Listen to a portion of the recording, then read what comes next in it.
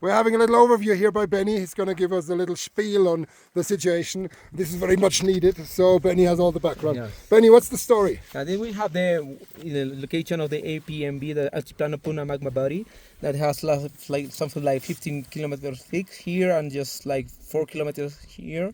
And we have the west-east location. So mostly, well, we are not looking where we put all these volcanoes, but this is not part of. What we're looking at, we have these dacitic domes like Cerro Chao.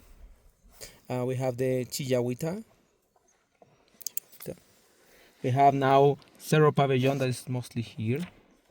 Cerro Pabellon.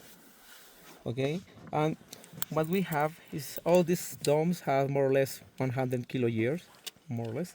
So we have also La Coruña, that is located between the IPMB, which will be here, something like here in the location. This is La Coruña.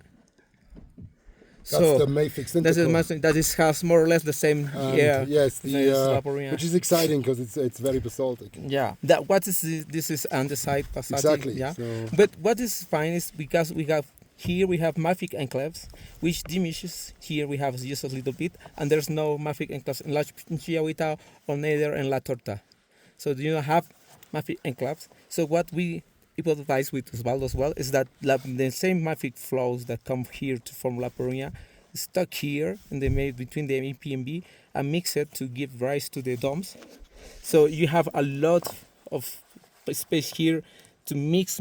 So it's just a small mafic enclaves came here, and no mafic enclaves are here because of the mixing. So they are mixing mafic stuff with the APMB.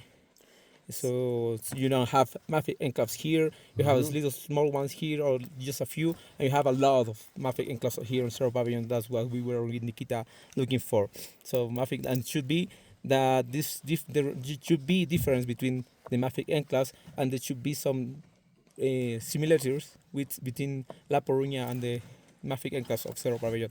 So we have to do analysis of the mafic enclaves of Chao, Cerro Pabellon, and compare them with La Coruña as well. And that's what we just sampled, the mafic enclaves That's over right. there. Let me just quickly tell people, here's the dome we've just sampled, which is part of this succession here.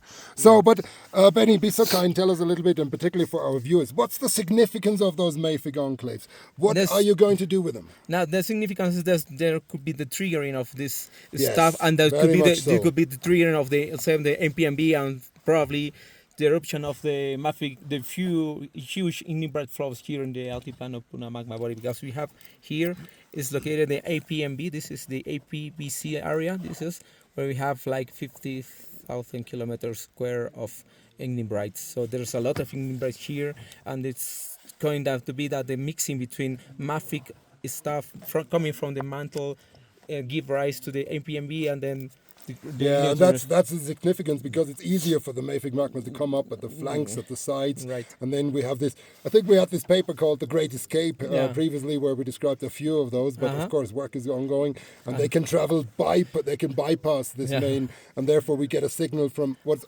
actually underneath it. And we have now 2 papers about this Chao dome and the La Torta dome by Loreto. And we are We are now working with Osvaldo and Chillahuita dome, and we have now samples from Cerro Pabellon as well. Excellent.